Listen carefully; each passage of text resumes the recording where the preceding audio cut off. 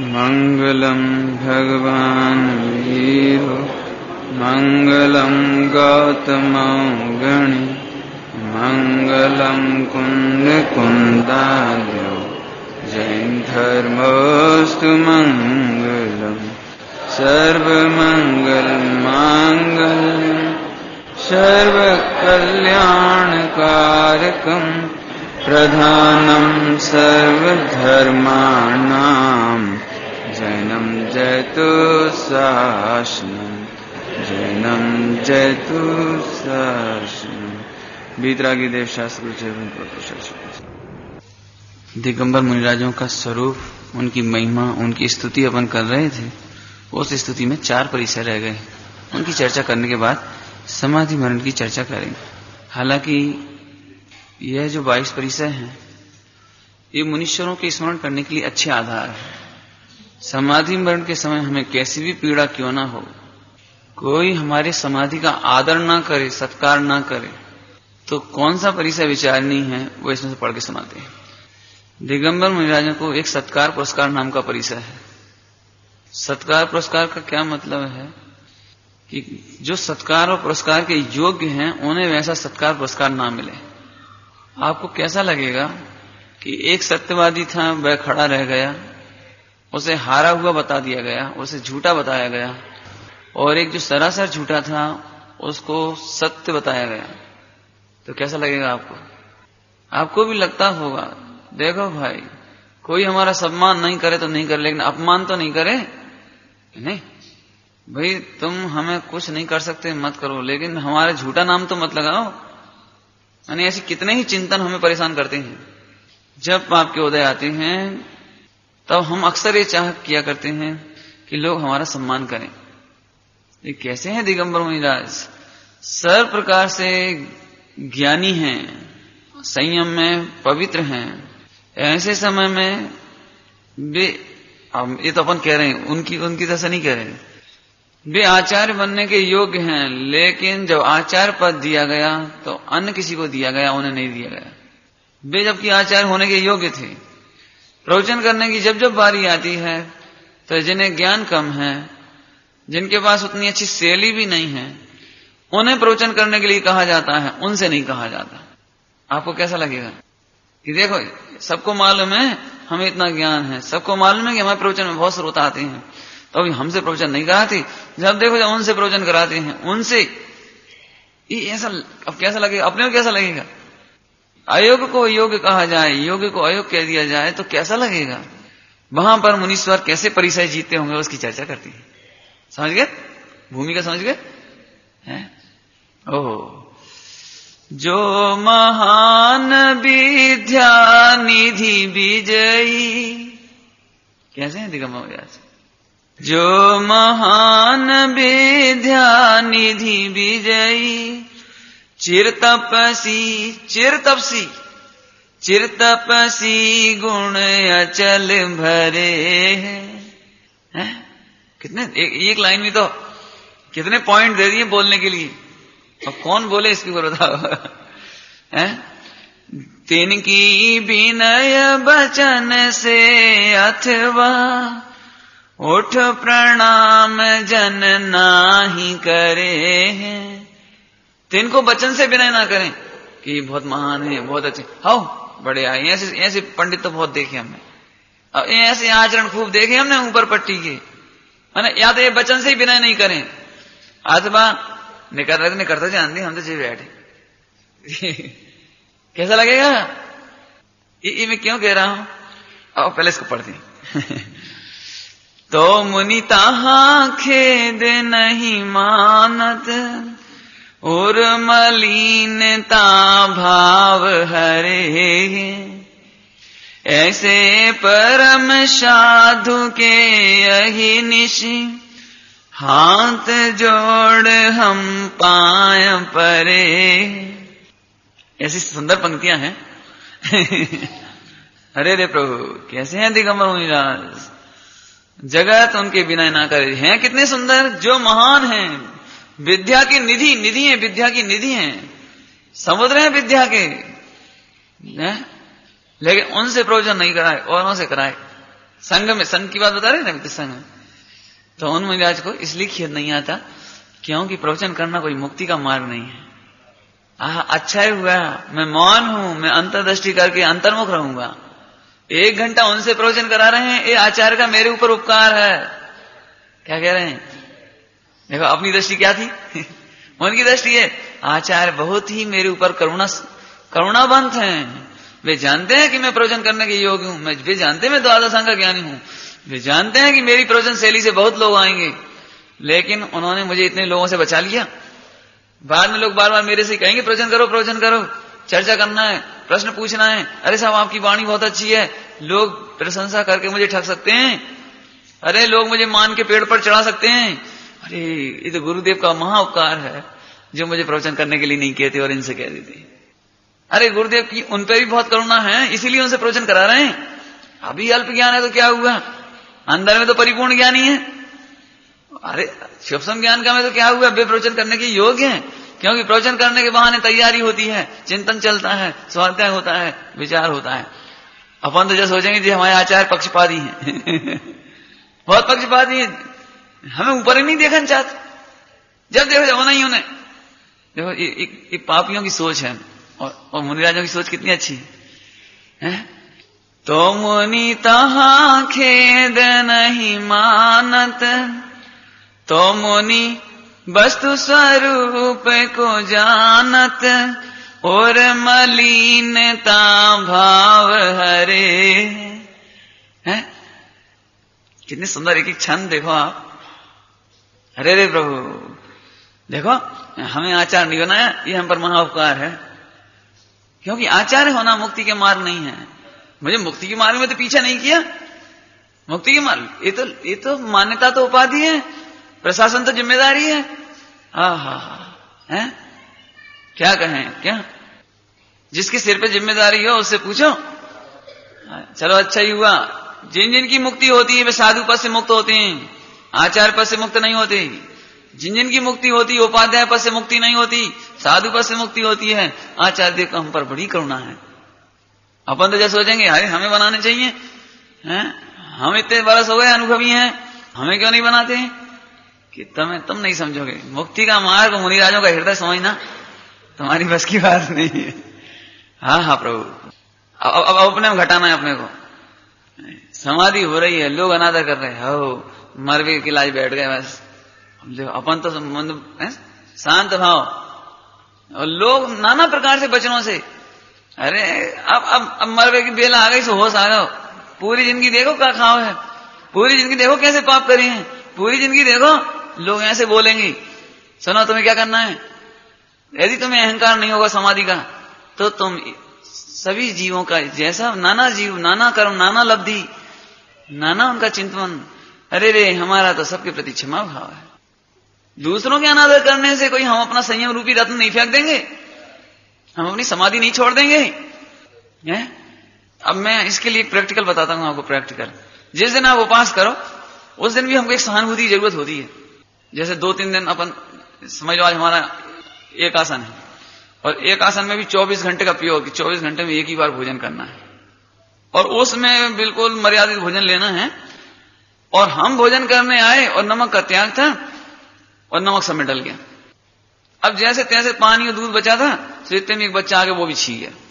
अब अपना आहार रह गया, मतलब अब तो कुछ हुआ ही नहीं, अब तो लेना ही नहीं था, अब ले ही नहीं सके। अब आप बताओ कि दिन भर आपको कैसा लग रहा है। इतने में घर की बहुएं वगैरह हंसती रहें, और पड़ोसी आकर वे भी हंसी मजाक करके चले जाएं, तो तुम्हें ऐसी लगा चिलविलाट सी ऐसी लगा कि जी एक तो हमरो अंतराय होगा, ऊपर से जाने कोई जगह आज तुमरो अंतराय होगा। अरे माने कोई ऐसे बोले तो अच्छा लगता है, माने कोई सहानुभूति दे, अरे भैया कछु बात नहीं भैया, थोड़ी धीरज रखो, तो अपने को बड़ी। और कोई ऊपर से होगा अंतराय। अब ऐसा ये कर्म को होता है, वो अंतराय, आहार अंतराय को होता है, तो ऐसे ही लगाते हैं। ये दृष्टांत क्यों दिया मैंने कि यदि हम दूसरों से सहानुभूति की आशा करते हैं तो हम समाधि के लायक नहीं हैं, क्योंकि हम सत्कार पुरस्कार चाहते हैं।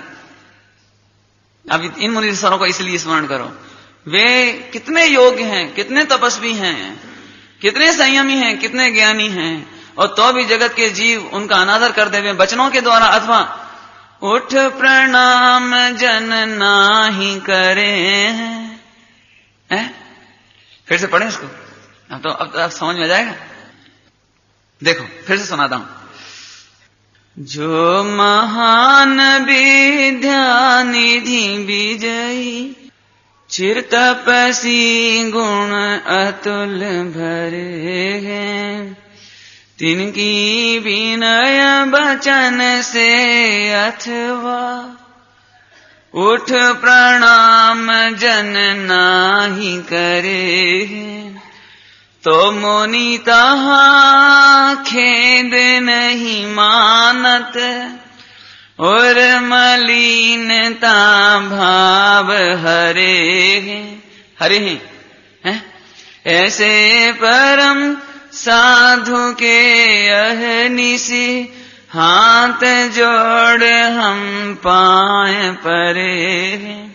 ध्यान रखना भैया, कोई तुम्हारी पूजा की निंदा करे, कोई तुम्हारी स्वाध्याय सुनने की निंदा करे, कोई तुम्हारी मुक्ति के मार्ग की निंदा करे, तो दूसरों की निंदा सुनकर के, है ना, एक गाथा भी है शायद समय सार जी में, सुनकर मुक्ति मार्ग की निंदा संयम सार जी में। अभक्ति ना कीजिए, अभक्ति नहीं कीजिए, मुक्ति के मार्ग में अभक्ति मत कीजिए। अक्सर लोग कहेंगे हाँ काय की पूजा दिखावटी करते हो, हैं? अक्सर अब मैं स्पष्ट ही कहता हूं, डॉक्टर साहब प्रवचन की गादी पे ऐसे कोई प्रकरण आया होगा, क्यों भाई ये ब्रह्मचारी जी ब्याह नहीं भाव कि कराओ नहीं है, एक चिढ़ाने का जी, एक दृष्टांत दिया, है ना, हुआ नहीं कि कराया नहीं। अब जो ब्रह्मचारी हुआ, अरे क्या बात करते हो, ऐसे रिश्ते आए थे अरे इसका वजन कहां गया कि ये नहीं समझा कि हम मजबूरी के ब्रह्मचारी हैं वो तो कराया ही नहीं। मैंने अब इसको क्या लगता, ठेस सी कोई कह तो दे, अरे इनको भयाव नहीं भाव सब दृष्टांत में आया ना कहने का। अरे रे सुनो जगत सत्कार पुरस्कार नहीं करे तो चक्कर में मत पड़ना, मुनीश्वरों की याद करना। कोई तुम्हारी समाधि का अपमान करे, कोई तुम्हारी वृत्तादि का अपमान करे, अरे हाओ हम सब जानते हैं काय के लिए एक आसन करे, वही दिन तो सबसे अच्छा मिला नहीं, उसी दिन तो 6 दिन अच्छे नहीं मिले वाले, लेकिन अष्टमी के दिन तो स्पेशल। हाँ अब समझ गए, तो लोग ऐसा उपहास करें। अरे देख लो, पर घर की रोटी खास शर्म नहीं आज जा नहीं, अपनी 4 रोटी बनाए खाएं, कमाए खाएं, घर की 4 रोटी बुरी, समाज में घर घर फिरें, ऐसा संकोच हमको होता था। हम तो बता रहे हैं आपको, तो हम पंडित साहब से कभी कहीं जाए समाज में तो हमें बड़ा संकोच। तो पंडित साहब बोले, बेटा पर घर की रोटी खाए बिना मुक्ति तो तीर्थंकरों की नहीं हुई क्या कहा, पर घर की रोटी खाए बिना तो मुक्ति तीर्थंकरों की नहीं हुई।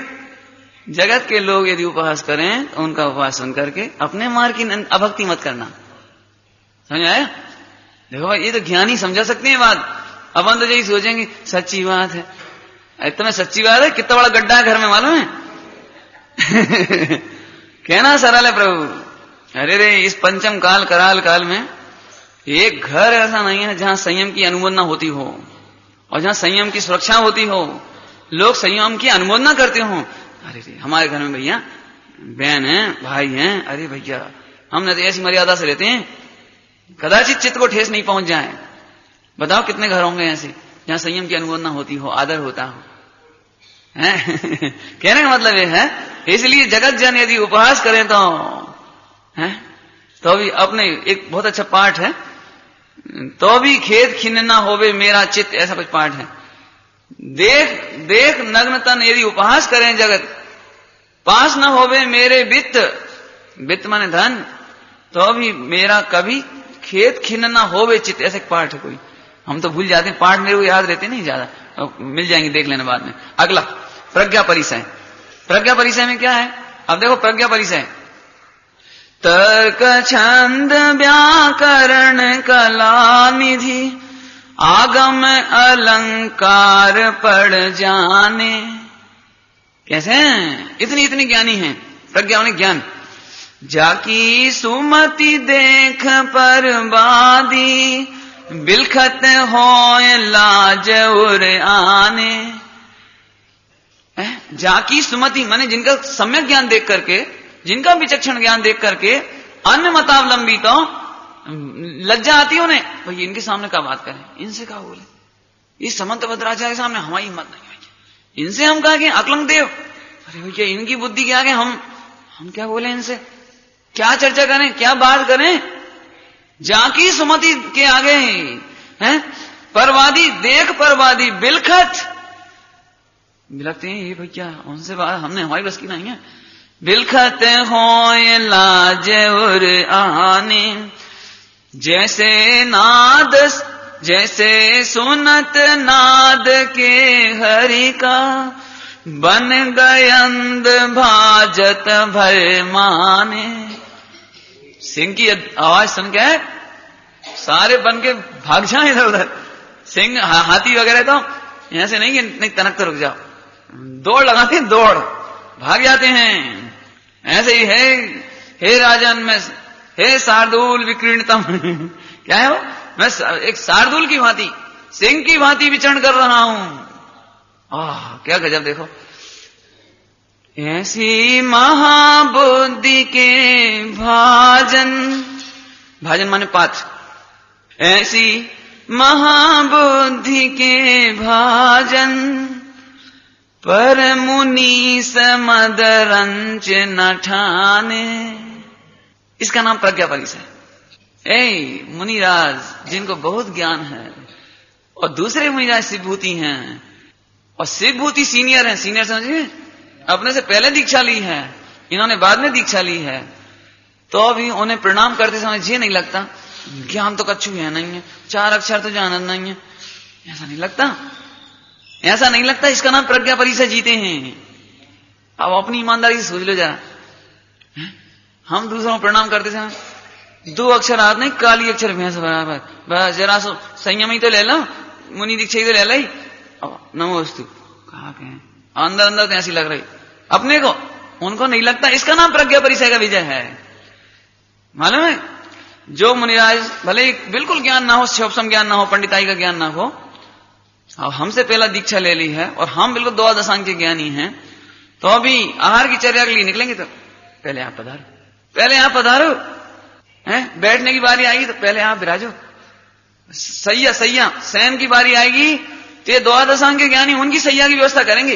अरे महाराज श्री कहां विश्राम करेंगे, यहां करेंगे, व्यवस्था करो, व्यवस्था करेंगे।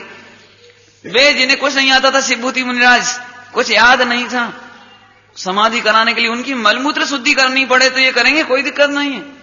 मैंने इतने दृष्टांत देकर क्या कहना है, धन्य है वे मुनीश्वर जिन्हें ज्ञान का मद नहीं है। इसमें कोई आश्चर्य नहीं है, इसमें कोई आश्चर्य नहीं है, क्योंकि जहां मद होता है वहां ज्ञान नहीं होता, और जहां ज्ञान होता है वहां मद कैसे होगा। सुनो बताओ, रत्नत्रय का अंतर कहां है, केवल ज्ञान लेने की शक्ति का अंतर कहां है, दोनों मुनिराजों में केवल ज्ञान लेने की शक्ति का अंतर कहां है। अरे द्वादशांग के ज्ञानी का और 2-4 भाव रुक जाएं और वे शिवभूति उसी भाव से मोक्ष चले गए, अब बोलो तब ज्ञान का अंतर, मोक्ष मार्ग का अंतर नहीं है।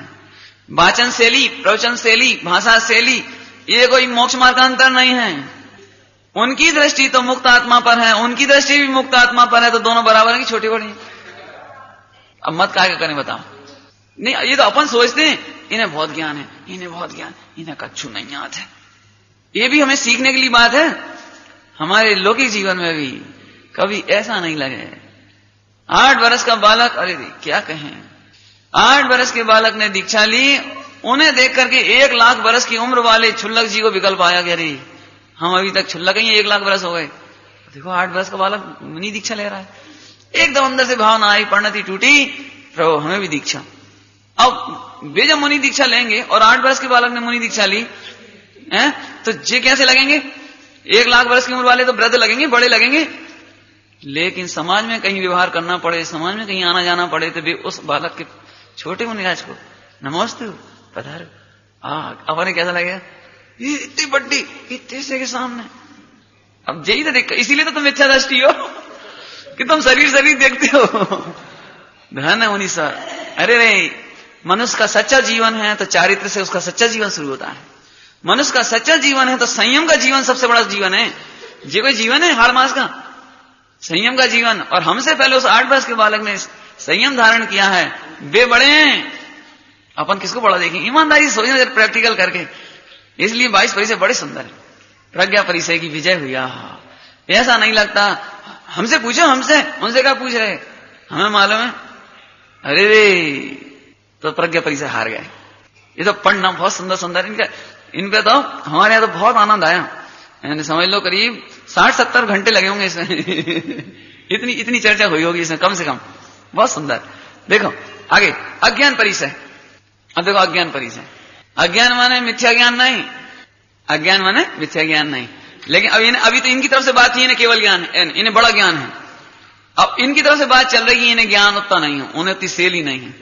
एक मुनिराज जो बहुत अच्छी शैली थी, बहुत ज्ञान था, बहुत प्रवचन करते थे, लेकिन एक मुनिराज दूसरे ऐसे हैं, अब उनकी इतना नहीं है, तो उन्हें भी ये नहीं लगता कि जी तो बहुत बड़े हैं जी, हमें काय प्रणाम कर रहे जी, अरे हमें तो बहुत शर्म से याद है जी, इतने बड़े हो गए हमें प्रणाम करत, इतने ज्ञानी हो गए हमें प्रणाम नहीं है। चक्रवर्ती बंदे और अपने पास शुभ ज्ञान नहीं। अपन सिबूती जैसे हैं बिल्कुल, अपन तो अंजन चोर जैसे मुनि हैं बिल्कुल। ये बहुत पाप करके आए वो मुनि बन गए, और अब आए चक्रवर्ती से प्रणाम कर रहे। अपन कैसा लगेगा कि भाई क्या हम कल तक तो कैसे थे, आज कैसे। सुनो, कल तक तुम वो नहीं थे हो, कल जो था ना वो तुम नहीं हो। अब तुम संयम से जीवन जी रहे हो।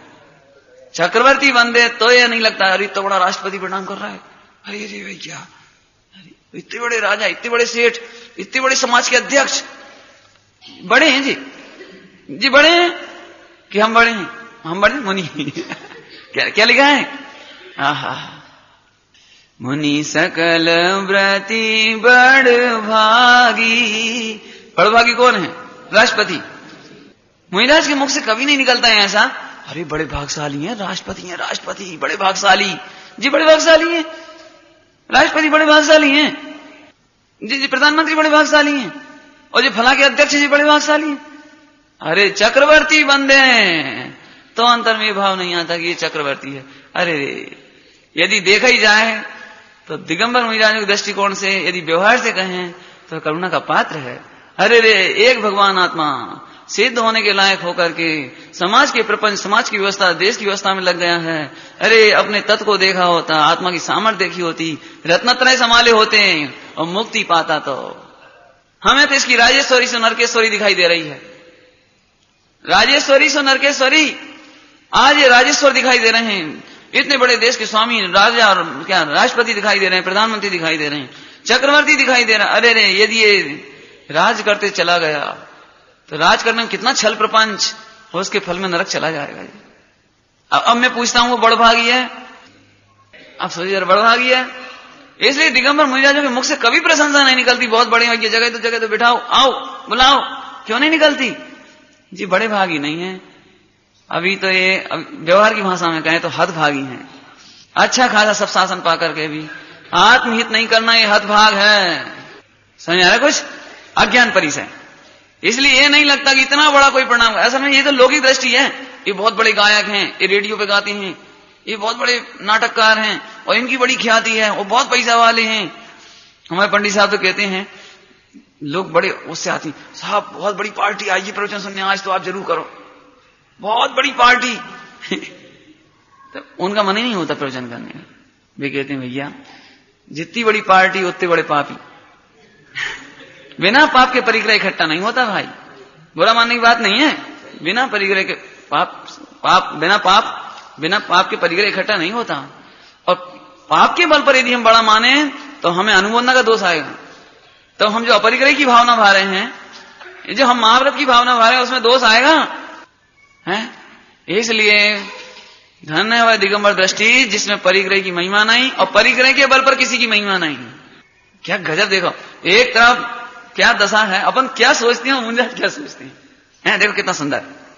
सावधान बरते निसी बासर, बासर माने दिन, निसी माने रात, रात दिन है ना। यहां की भाषा में कहेंगे तो रात दिन।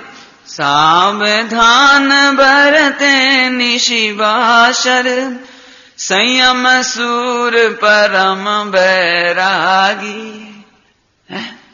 पालत गोप्ती गए दीर्घ दिन। गुप्ती पाल रहे हैं, मन वचन काय की गुप्ती पाल रहे हैं। बहुत स्वरूप में गुप्त रहते हैं, आत्मा में गुप्त रहते हैं, बाहर अपनी वृत्ति व्यर्थ नहीं चलाते, व्यर्थ बकवास बोलचाल होता नहीं, कोई प्रपंच में पढ़ते नहीं। कल बोला था परिग्रह प्रपंच से रहित और परमानंद विस्तारे हैं। देखो, पालत गोप्ती गए दीर्घ दिन, सकल संग ममता पर त्यागी। सकल संग, स्त्री पुत्र इनका संग छोड़ दिया, ये तो आम समझ में आ जाएगी आपको। लेकिन समाज का संग छोड़ दिया है, और दुनिया के जितने भी हो सकते हैं उनका संग छोड़ दिया है। देखो, आपको तो बुरा लगता होगा, लेकिन मुनिराजों का स्वरूप पढ़ो, आचार्यों का स्वरूप, साधुओं का स्वरूप। कि साधु कैसे हैं कि कोई धर्म का अत्यंत पिपासु, लोभी, कोई धर्म का लोभी उनके चरणों में आए तो वे उनको सुनाती हैं, ऐसा नहीं लिखा। अर्थात जो धर्म के लोभी नहीं, उनसे तो बात ही नहीं करती। जिन्हें धर्म का लोभ समझिए, लोभ बुरा नहीं होता। जैसे तुम्हें पैसे के लोभ में कुछ भी कर सकते हो, ऐसे धर्म के लोभ में कुछ कर सको। इस आप कुछ भी हो जाए, हमें धर्म चाहिए, ऐसा कोई धर्म का लोभी मर पच करके जिसे धर्म करना हो, उसका नाम धर्म का लोभी। लोभी शब्द दिया, लोभी। कोई धर्म का लोभी चरणों में बैठे, अत्यंत आस भरी। क्या कहा था, अभी पढ़ा था पाठ, चरणन में दिठी दीनी है। देखे तो मुझे उपदेश दे देते हैं, ऐसा नहीं लिखा। तब उनको कदाचित राग का उदय हो, कदाचित राग का उदय हो तो उपदेश देंगे। इतना भी नहीं लिखा, कदाचित राग का उदय, इतना ही नहीं, राग होने पर भी करुणा आवे। कैसे शब्द देखो, एक राग, केवल राग आ जाए इतने में उपदेश नहीं दे देते हैं। आगे बैठ गए बहुत बड़े सेठ, इसलिए उपदेश नहीं दे देते हैं। आगे हो कदाचित राग भी आया, राग आया माने छठा गुण स्थान आया। यदि आत्मा में लीन है तो इंद्र आगे चला जाए, चक्रवर्ती आगे चला जाए, हमें कोई मतलब ही नहीं है, तब ये बैठे। लेकिन अंतर में से छठा गुण स्थान आया। अब छठा गुण स्थान आया, कोई जरूरी नहीं है उपदेश देने लगे, फिर अंदर जाने की तैयारी है तो फिर अंदर चले जाएंगे। लेकिन फिर करुणा भी आई, और तब कुछ कहते हैं। शब्द पढ़ो, स्वाध्याय करो, तब कुछ कहते हैं।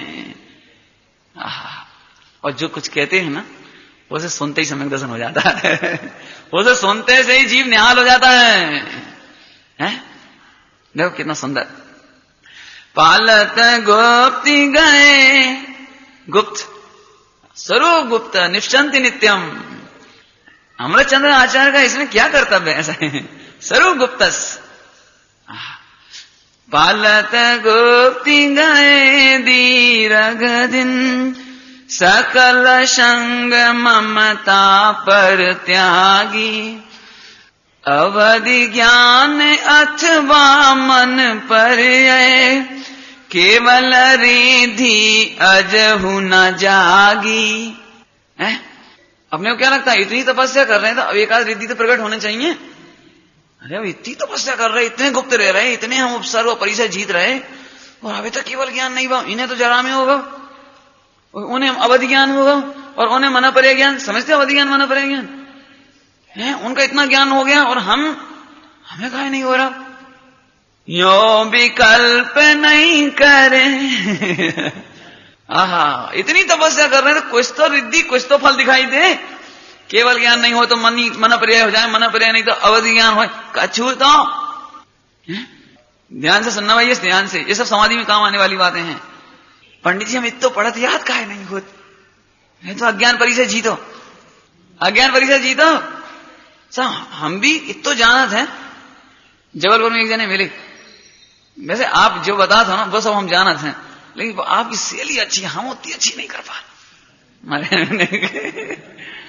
क्या करे भाई, इस जीव की दृष्टि तो कहां जाती है खबर नहीं पड़ती। सुन प्रभु सुन, हमें खुद दुख होता है इस बात का कि हमारे पास अच्छी शैली है। इस शैली से लोग ठगे जाते हैं, उन्हें ऐसा लगता है ऐसी शैली हमारी कब होए। एक बात है, ऐसी तर्क ज्ञान, ऐसी चिंतन, ऐसी लॉजिक, ऐसे ही शिवसम ज्ञान हमरो कब होए। सुनो ठगे जाते हो। क्यों? इसमें केवल ज्ञान का अनादर है। अरे रे प्रभु, तुम्हें नहीं मालूम, तुम इसके आदर में इनका अनादर कर बैठते हो, नहीं है? बोला फिर वही बात आ गई, दौड़ हो रही, दौड़, और एक फर्स्ट नंबर पे आया, एक सेकंड, एक थर्ड। अब तुम थर्ड वाले को फर्स्ट कह दो तो फर्स्ट वाले का अनादर है कि नहीं है? हैं? नहीं है। 3 लोग के नाथ केवल ज्ञान। और सुनो, मैंने तो फिर भी निर्दयता नहीं बरती, लेकिन समय सार जी में तो इससे भी अधिक निर्दयता बरती है। वे कहते हैं केवल ज्ञान के आदर में भी केवल ज्ञान का अनादर है। कितनी कड़क बात है। हमारे ज्ञान की बात नहीं चल रही, शब्दम ज्ञान की बात नहीं चल रही, तर्क शैली व्याकरण की बात नहीं चल रही। केवल ज्ञान के आदर करने में भी केवल ज्ञान का अनादर है। जब तक तुम केवल ज्ञान का आदर करते रहोगे तुम्हें केवल ज्ञान प्रकट नहीं होगा। इसलिए वे केवल ज्ञानी जिसका आदर करते हैं, वे केवल ज्ञानी केवल ज्ञान में प्रसन्न हो गए नहीं। न्याय समझ में, तुम्हारा लड़का जीत के आए, पिताजी जीत गए, मोहल्ले में दोस्तों के हम जीत गए, ऐसे किसी को केवल ज्ञान हो जाए, बे मोहल्ले में फुदकते नहीं फिरते कि है देखो केवल ज्ञान होगा, देखो हाँ केवल ज्ञान होगा, ऐसा नहीं करते। क्यों? वे केवल ज्ञान का बहुमान नहीं करते, बल्कि केवल ज्ञान के द्वारा अनंत ज्ञान, संपूर्ण ज्ञान को उस आदर में झोंक देते हैं, इधर अनंत काल तक। सुनो, तब केवल ज्ञान का आदर, इसका मतलब केवल ज्ञानी जिसका आदर कर रहे हैं उसका आदर करो। समझ में आया कुछ? आहा चलो कोई बात नहीं है। यों विकल्प नहीं करें तपोनिधि, तप के समुद्र तपोनिधि। यों विकल्प नहीं करें तपोनिधि, सो अज्ञान विजयी बड़ भागी। ये तो इस पे तो अब क्या है, अब आज ऐसा विचार आ रहा था अभी दर्शन करते समय कि कभी इसी पे प्रवचन फिर करे जाए इतने से पढ़ने में कोई शांति थोड़ी मिलती है। अंदर में ये भाव नहीं आता कि हमारा ज्ञान कब हुआ है, ऐसा शिव से हमारा कब हो जाएगा। अब एक ना एक दिन हम भी अभ्यास करते करते एक दिन हम भी हो जाएं। तुम क्या समझा था? एक दिन हम भी पंडित होकर दिखाएं, एक दिन हम भी तुम्हें प्रवचन करके समझा देंगे, देख लेना ये हमें सब याद हो जाएंगी। अभी लोग में अपन क्या करते हैं, ऐसी सोचते हैं ना, हम का कुछ कम है? नहीं सही नहीं प्रभु, कम नहीं हो, हम तो पहले ही कह रहे तुम पूरे हो लेकिन इधर से तुम कमी पूरी करने की चेष्टा मत करो, ये बहुत पाप है, ये ज्ञान का दम्भ है। अरे ज्ञान का ही नहीं है, वास्तव में अज्ञान का दम्भ है। ज्ञान में दम्भ रहता नहीं, अज्ञान का ही दम्भ होता है? अरे बे बड़े पैसे वाले हुई हैं, हम कमा के बता देंगे जी क्या है। अच्छा इन्हें अवधि ज्ञान होगा तो हम भी तिथि तपस्या कर रहे हैं, हमें भी हो जाए। अब अबे तक काय नहीं भाव पता नहीं, ऐसा नहीं लगता, ऐसा नहीं लगता। ओहो आचार्य बैठे ही हैं, 8 वर्ष के बालक ने दीक्षा ली, सच्ची घटना हो, सच्ची वज्रायु क्या नाम इनका, इसे देख ले, नाम भूल जाती हैं। और दीक्षा ली 8 वर्ष के बालक ने। उनके ग्रैंडफादर तीर्थंकर बाबा विदेश क्षेत्र में, उनके ग्रैंडफादर माने बाबा तीर्थंकर, और उसके दादा नहीं, पिताजी नहीं, पिताजी के पिताजी ऐसे वे चक्रवर्ती तीर्थंकर, और उसके पिताजी के पिताजी मुनि, और पिताजी चक्रवर्ती। तो एक दिन जंगल में पिकनिक करने आते हैं, घूमने के लिए सुबह गए, सो एक मुनिराज दिखाई दी, एक मुनिराज जंगल में। सो 8 वर्ष का बालक चक्रवर्ती से पूछता है, पिताजी जी तो हमें कहूं देखी नहीं, जी कौन? अपनी भाषा में कह रहे हैं बुंदेलखंडी में, उनके यहां से तो कहो पिताजी मैंने तो ये पहली बार कोई नग्न पुरुष को देखा, ये कौन है? अब चक्रवर्ती ने अपने पिताजी की बताई कि बेटा ये सुख का मार्ग है, ये मुक्ति का मार्ग है, आनंद का मार्ग है। तुम्हें नहीं मालूम, हमारे पिताजी भी मुनिराज हैं, और हमारे पिताजी के पिताजी इस समय तीर्थंकर हैं, उनकी वाणी खिल रही है इस समय। अरे एकदम इतना सुनते ही झन्नाट आ गया दिमाग में कि ये सुख का मार्ग है। इसका मतलब ये पिकनिक ये सुख का मार्ग नहीं है, ये जंगल में रहना नंगे दिगंबर ये सुख का मार्ग है, ये महलों का मार्ग सुख का नहीं है। तो पिताजी दुख के मार्ग में मैं नहीं रहना चाहता। और इतनी सी बात चुप गई उन्हें, ये सुख का मार्ग है, इसका मतलब ये सुख का मार्ग नहीं। पिताजी मैं तो सुख के मार्ग में जाना चाहता हूं। और उसमें ऐसा आया है, वो उन्हीं मुनिराज से दीक्षा ली और 48 मिनट के अंदर केवल ज्ञान ले लिया उनके। कैसा लगता होगा जहां धर्म काल वर्तता होगा, चारों ओर धर्मी धर्मात्माओं का मेला लगता होगा, कैसा लगता होगा। गुरुदेव को तो बहुत आंसू बहते थे, बहुत ऐसा लगता था, अरे प्रभु कहां पंचम काल कराल काल में आ गए, थोड़ी सी हमने वहां विराधना कर दी, उसका फल इधर आना पड़ा। अरे ऐसा जहां चारों तरफ भौतिक बात चकाचौंध, पाप पाप पाप, दिन रात वासना में रहकर मेरे मन ने सुख माना, ऐसी दशा इधर दिन रात। वहां क्या दशा होती होगी। धर्म क्षेत्र काल वर्तता हुआ धर्म काल है। देखो फिर से सुनाती इसको, चलो फिर सुने। सावधान बरत, असावधान नहीं, दिगंबर मुनिराज सावधान बरतते हैं। सावधान बरते निशिबाशर, संयम शूर परम बहरागी, पालत गोप्ति गए दीर्घ दिन, सकल संग ममता पर त्यागी, अवधि ज्ञान अथवा मन पर जय, केवल रिधि न अजहूं जागी, यों विकल्प नहीं करें तपोनिधि, सो अज्ञान विजयी बड़ भागी। क्या कह रहे हैं, केवल ज्ञान पाया बेबड़ भागी, मन पर ज्ञान पाया बेबड़ भागी जी नहीं कहा। क्या कह रहे हैं, जिन्होंने ऐसे अज्ञान के होने पर भी अपने ज्ञायक आत्मा में, अपने परमात्मा में कमी नहीं देखी, मुक्ति मार्ग में कमी नहीं देखी। अच्छा अभी बताओ, मैं स्पष्ट कहता हूं आपको, अपन सिद्धि की बात आती तो मान लेते हैं, लेकिन कोई अभी नवयुवक आ जाए और उस पर प्रवचन की कला ना हो, क्षुप्सम ज्ञान भी नहीं हो, लेकिन आत्मार्थी हो, तो आप पचा लोगे वैसे? मुश्किल है। हाँ 2 अक्षर जाने नहीं है, निकल पड़े घर से अपने बस सही में क्या कहें प्रभु, सुनो तो, अज्ञान दूर हो जाए अर्थात अल्प ज्ञान दूर हो जाए, इसमें कोई बड़ भाग नहीं है। अल्प ज्ञान के रहने पर भी आत्मा का आदर नहीं छूटना है, ये विजयी है, परिचय विजय। समझ आया कुछ? अल्प ज्ञान को दूर करने की चेष्टा में, तो खड़ी भाषा में कहूंगी, दबी भाषा में कहूं, अल्प ज्ञान को दूर करने की चेष्टा तो पापी जन किया करते हैं। बहुत कड़क भाषा है, क्या करें। कोई अत्यंत अज्ञानी व्यक्ति ही अज्ञान दूर करने की चेष्टा करता है, लेकिन धन है वे जो अज्ञान के होने पर, अर्थात अल्प ज्ञान, अज्ञान माने मिथ्या ज्ञान नहीं, मिथ्या ज्ञान नहीं, मिथ्या ज्ञान तो पेड़ दूर करने की चेष्टा नहीं करता तो कोई महाभागी थोड़ी हो है, कोई चिंटी आदि, कोई सांस पढ़ने नहीं आती तो बड़ भागी थोड़ी है। अज्ञानी माने अल्प ज्ञानी। अल्प ज्ञान होने पर भी आत्मा में कमी नहीं दिखाई देती, अपने स्वरूप में कमी नहीं दिखाई देती, अपनी मुक्ति के मार्ग के आश्रयभूत में कमी दिखाई नहीं देती। इसका नाम अज्ञान विजयी, अज्ञान विजयी। समझ आ रहा है कुछ? ऐसा कहकर मैंने बहुत जरा कठोर भाषा क्यों ली कि आज भी हम मोक्ष मार्ग के नाम पर, सम्यक दर्शन के नाम पर भी अल्प ज्ञान को दूर करने की चेष्टा करते हैं। और इसीलिए 2-5 साल में पढ़ते पढ़ते सुनते सुनते, जैसे वो आजकल कंप्यूटर में फीड हो जाता है ना मेमोरी, थोड़ी सी मेमोरी यहां फीड हो जाती है। और जरा का जी बात हुई, पंडित जी हमें तो मालूम है 211 नंबर की गाथा है, देख लियो आप खोल के, पेज नंबर 265। एक बात है, पहले से तो तुम बहुत बड़ी क्या कहें प्रभु, अल्प ज्ञान को दूर करने की चेष्टा पापी किया करते हैं। धन है वह पुरुषार्थ, धन है वह तपस्या। उस अल्प ज्ञान के काल में भी आत्मा में कमी दिखाई नहीं देती, अपना अनादर नहीं लगता है।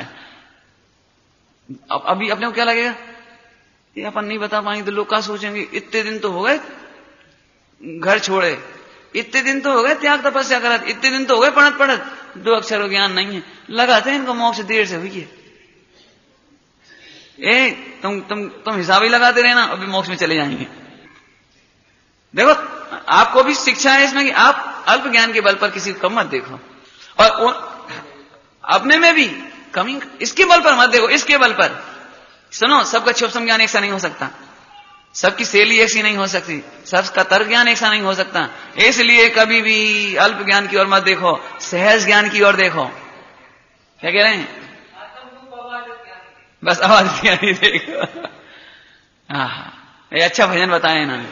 आत्म रूप अवादित ज्ञानी, याही लखे भव सिंधु तरोरे, याही लखे भव सिंधु तरोरे। कितना सुंदर। आत्म अपना रूप अवादित, अवादित कैसे बाधा होता? संत निरंतर चिंतत ऐसे, आत्म रूप अवादित ज्ञानी। दो भजन है ऐसे ही। ऐसा लगता है एक एक लाइन में सही में जैसे कोई जैसे कोई माँ हो ना, माँ समझदार हो तो बेटा परदेश जा रहे हो, सो नाश्ता ले जा कि हाओ, सुक्का तल के रख दे कि खींचला तल के रख दे, इतनी सारी खा जा। समझ गए दृष्टांत? नहीं समझे कि नहीं नहीं बेटा खींचला में क्या रखो है, थोड़ा मावा और देना 2-4 शेर को। 2-4 शेर का गरिष्ठ थोड़ा खावे तो वजन रहे थोड़ा पेट में, है ना। ऐसे गरिष्ठ सामान बना के रखें कि दिखे तो थोड़ा, दिखे थोड़ा और पचाने में टाइम लगे, पेट भर जाए जरा। ऐसे हमारे ज्ञानी पुरुषों ने एक एक लाइन में ऐसा घोंट घोंट के जिनागम, और एक लाइन में ऐसा कोई मार दिया। सच में ये तो क्या बता रहे हैं, याद आ जाती बार बार महापुरुषों की। अद्भुत गंभीरता भरी जिन सूत्रे, अद्भुत गंभीरता भरी जिन सूत्रे, नाथ थारी बाणी नुसार महिमा पार, और रासिया आवो न सुनवा।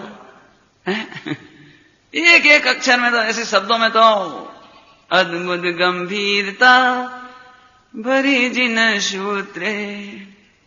चलो बहने से काम नहीं चलेगा, इसे पढ़ते हैं। अंतिम परिचय है आज, अदर्शन नाम का परिचय। अदर्शन। मैं चिरकाल घोर तप कीना, अजो रिधि अतिशय नहीं जागे।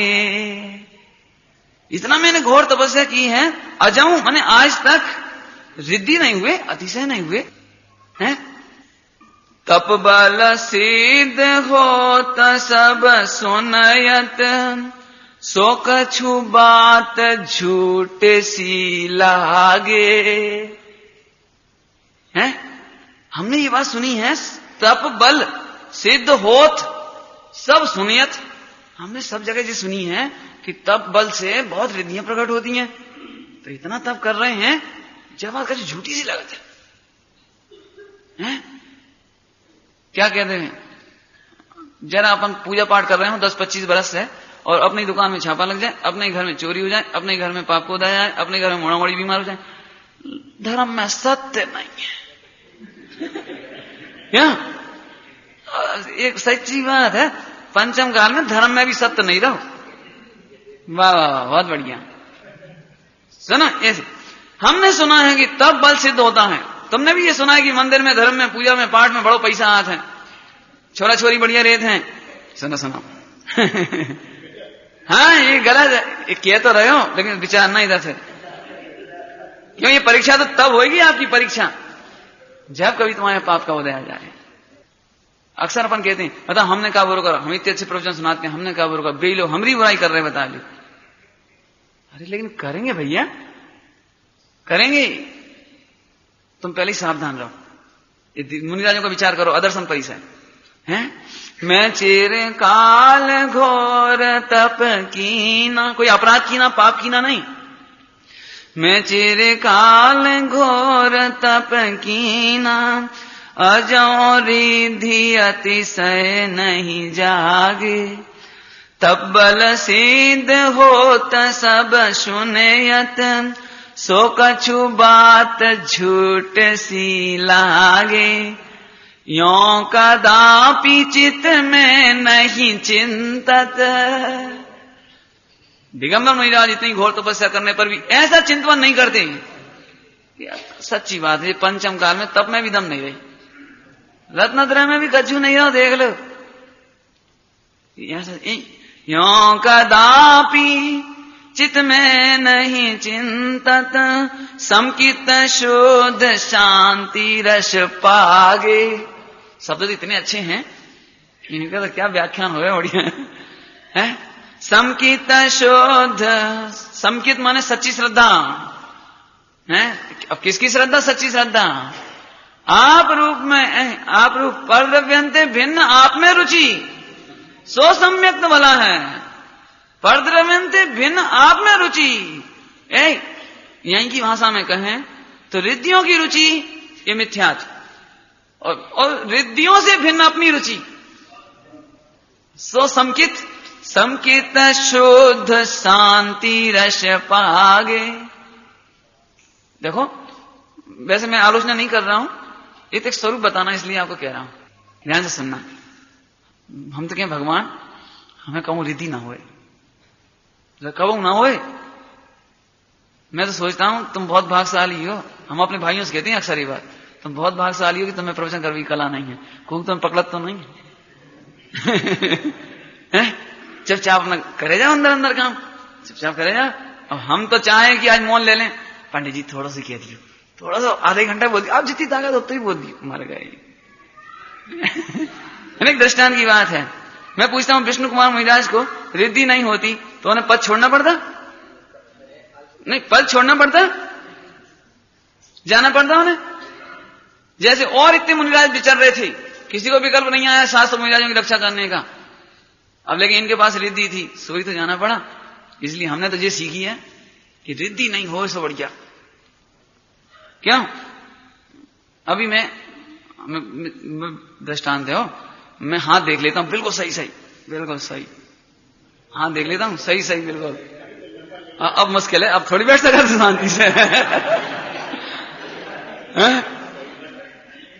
कि पंडित जी आपकी बहुत कृपा, ये 1 घंटा तक तो मनोहार करेगा, 1 घंटा तक नहीं पंडित जी आपकी बहुत कृपा, हमारी बस जब बता दो।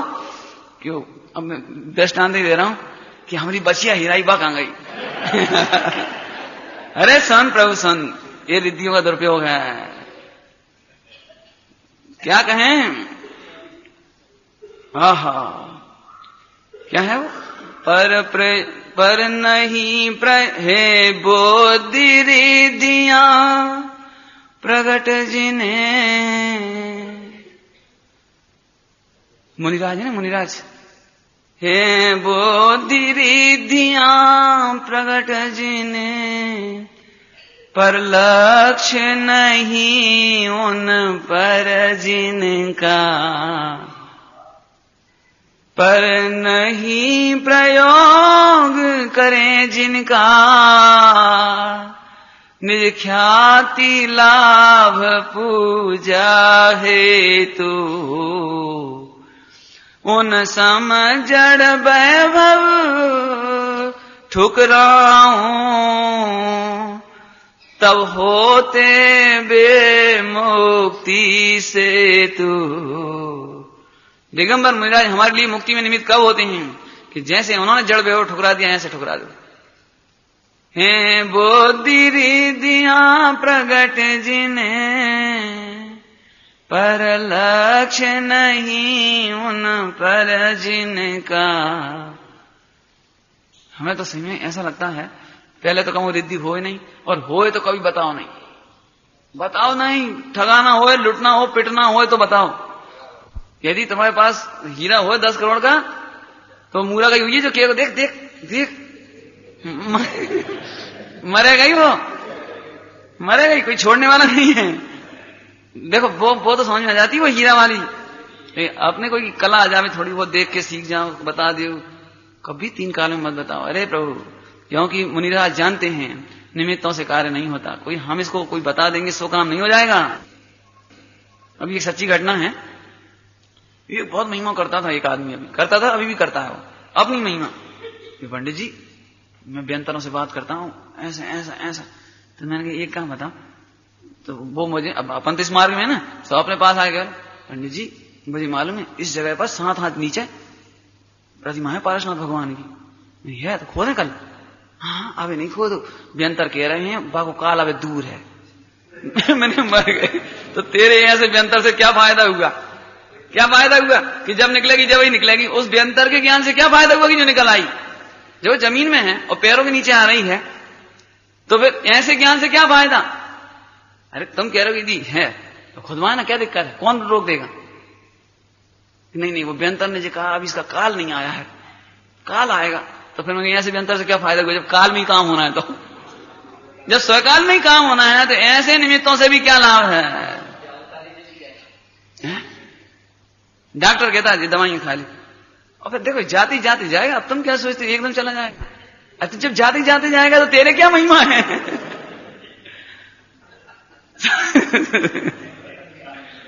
ये तो दृष्टांत है, कोई डॉक्टर साहब तो कुछ नहीं कह रहे हम।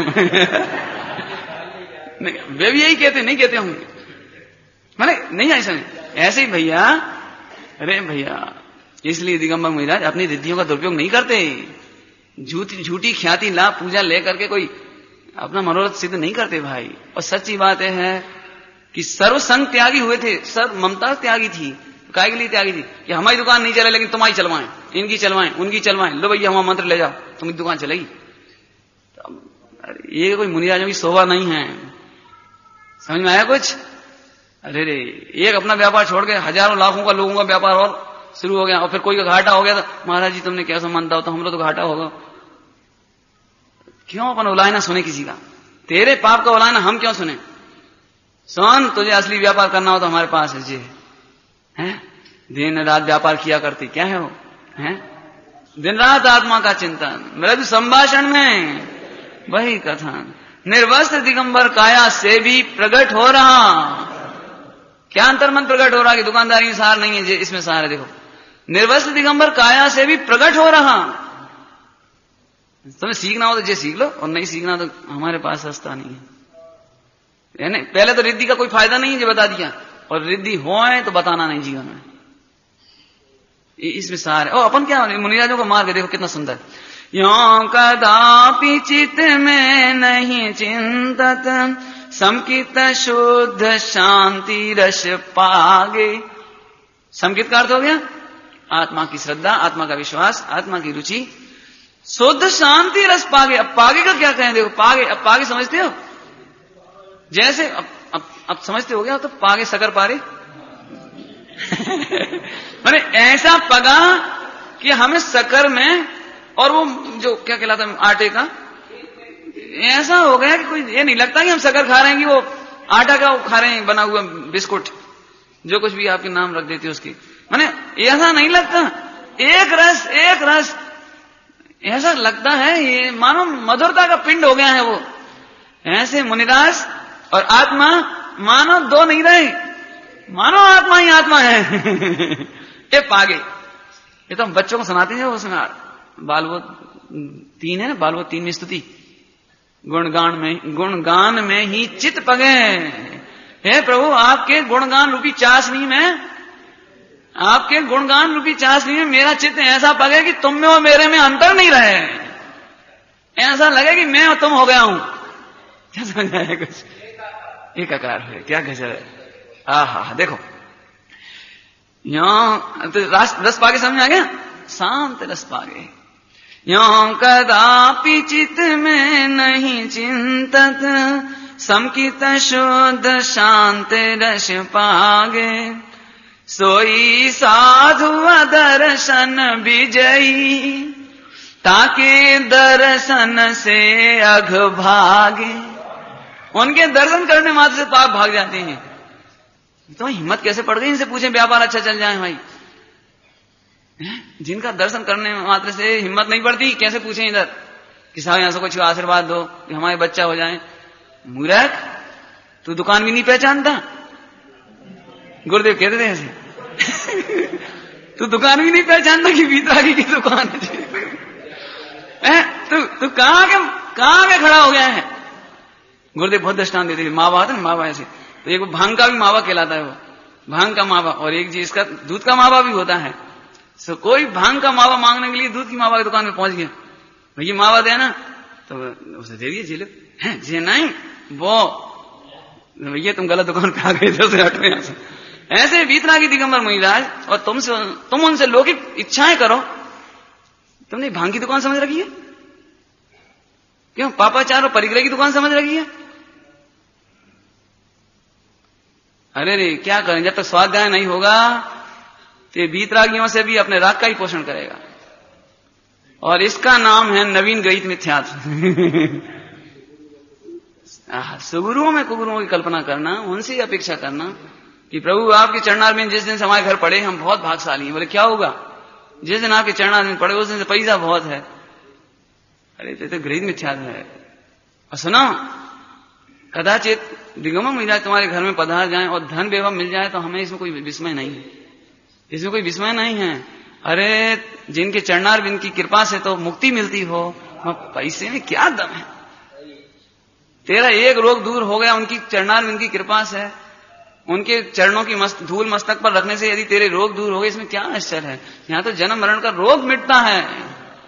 तो छोटी महिमा मत कर, छोटी महिमा माने मुनिराजों का अपमान। जैसे कोई अरब रुपए का दान दे, अपन के इन्होंने 1 रुपया दान दो, बोलो इनकी जय, ये तो अपमान है उनका, ये कोई सम्मान है, ये तो अपमान है उनका। ऐसे दिगंबर मुनिराजों की असली महिमा तो 3 लोग के नाच चलते फिरते सिद्ध है, उनके चरणारविंद की कृपा से तो मुक्ति मिलती है, हैं? गुरुदेव श्री कहते थे, अरे रे उस घरांगन को घरांगन नहीं कहते जहां दिगंबर मुनिराज पधारते नहीं हैं, और जिसके घर आंगन में मुनिराज पधार जाते हैं वो ऐसा प्रसन्न होता है कि मानो चलता फिरता मोक्ष मार्ग, चलते फिरते सिद्ध आज मेरे आंगन में पधारे हैं। अब मुझे एक बात और कहनी है, इसमें समय तो हो ही है, कि जब वे मुनिराज पधार गए वो तुम्हारे घर में धन हो गया, तो मां भाग इसलिए मत मानना कि धन हो गया, इसलिए धन हो गया है कि अब तुम धन कमाने के विकल्प से अब तो निवृत्ति लो, अब तो स्वाध्याय करो। है? पहले तो तुम पैसे के लिए तरसते थे, आज तुम्हारे यदि पुण्य के योग से पैसा आ भी गया है तो अब तो निवृत्ति लो, स्वाध्याय करो, संयम में बढ़ो। है? जो मुनीश्वर जिसके बल पर तुम पूज्य कहते हो वो अच्छा कहते हो, इसके बल पे तो नहीं कहते, उन्हें पैसे के बल पर तो नहीं कहते, स्त्री पुत्र आदि के बल पे तो नहीं कहते, तो कम से कम उनकी महिमा उसी के बल पे करो, इसके बल पे नहीं करो। नंबर 1। नंबर 2, उनकी महिमा करते हो तो तुम स्वयं महिमा योग्य क्यों नहीं बनना चाहते? तुम कब तक इसके भरोसे रहोगे? इसलिए हम कहते हैं भाई क्या कहें, भक्त नहीं भगवान बनेंगे। हैं? तो एक जनों ने कहा हमको, भक्त नहीं, अपन तो भक्त बनेंगे, भगवान नहीं बनेंगे। कहा नहीं बनेंगे? तो फिर उन्होंने किताब दिखाई कि देखो इस पे लिखा है पूज्य बनो या पूजा करो। मैं देखो कितना अच्छा नारा लिखा है, पूज्य बनो या पूजा करो। अब तुम क्या करोगे इसमें से? हम तो ये पूज्य बनने के चक्कर में हैं। हम तो बहुत दिन ढूंढ रहे हैं कि हमारा तो 24 घंटा इसी में लगा कि पूज्य बने। पूजा करने वाला ज्यादा से ज्यादा भक्त ही तो बनेगा। तो नारा कहां गलत है? नारा तो बिल्कुल सही है। ये तो चॉइस है, या तो आप पूज्य बनो और नहीं बन रहे तो पक्की बात है पूजा करो, उसमें क्या बात है। वो तो दिगंबर जैनी भी नहीं है कि पूज्य का पूज्य नहीं बने, एक तो वो पूजा की पूजा नहीं करे, ऐसा जैनी है जी। अरे उसको तो अभी मंदिर में क्या कहें भाई, यही हम जे नहीं कह रहे वो से मंदिर घुसने का अधिकार नहीं है, उसे तो जबरदस्ती मंदिर लाना चाहिए। पूजा करो कभी पूजा कर प्रभु, पूजा कर। हैं? ये लोग व्यर्थ में विवाद नहीं करो भाई, एक ही अर्थ है, टॉप क्वालिटी की चॉइस है भैया ये तो है। देखो हर दौड़ने वाला फर्स्ट नहीं आ सकता, लेकिन हर दौड़ने वाले का लक्ष्य फर्स्ट है। अपन ये नहीं कह सकते कि या तो फर्स्ट आओ या बैठे रहो। जी क्या है? तो दौड़ने वाला फर्स्ट होने के लक्ष्य से दौड़ रहा है, अब नहीं आ पाए ये अलग बात है। ऐसे ही पूजा करो या पूज्य बनो, तो अपन तो पूज्य बनो की लाइन में है, अब नहीं बन पा रहे ये मजबूरी है। पूजा तो करेंगे, उसमें क्या दिक्कत है? समझ में आया भैया? इतना कह करके इतना कहना है, शब्द बदलने में कोई मतलब नहीं है। यदि हमारा अभिप्राय निर्मल हो तो उन्हीं शब्दों में बहुत सुंदर भाव है। हमें कोई से नारे में तकलीफ नहीं है, हमें दोनों नारे आदरणीय हैं और दोनों का अर्थ भी एक ही है, बस अर्थ हमारी दृष्टि निर्मल हो। ख्याल आया? तो आज तो मुनिराजों को 22 परिचय की चर्चा हुई। सोच रहा था 4 हैं तो जल्दी पढ़ देंगे और फिर वो ले लेंगे प्रकरण, लेकिन नहीं ले पाए। ओम नमः शिवाय।